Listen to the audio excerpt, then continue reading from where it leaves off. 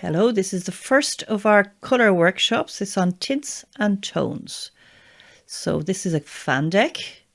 They're very useful in helping to make any scheme. But just to show you where they come from, we're going to pick a colour, a kind of strong colour that I particularly like called pink chocolate.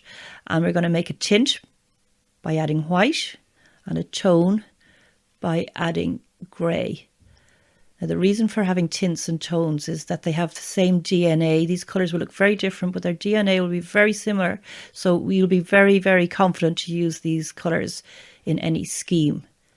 So normally you'd obviously add white and black to make a grey, but we're going to just use a ready-to-go grey from a RAL chart because it's actually a rather nice colour in itself and it gives you the idea of what we're at. So grey added to make a tone and white will make a tint. So I've got some nice clean paper to show you how they look when they're dried up. So here we have the pink chocolate going on at the top of the sheet. You can see I've actually drawn squares. It does help to have a nice clean edge. And there we are. We're going to add some white to that pink chocolate.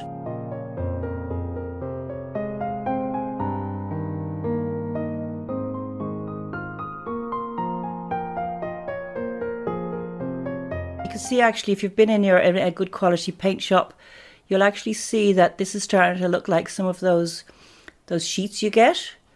It's called a fandeck. We have our grey. Again, it's just a bought grey. We have our colour that we've chosen and we're going to start making up colours.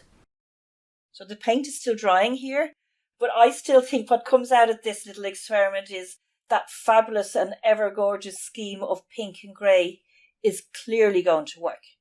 And all of the extra darks you can still use. Obviously you've got white for your woodwork.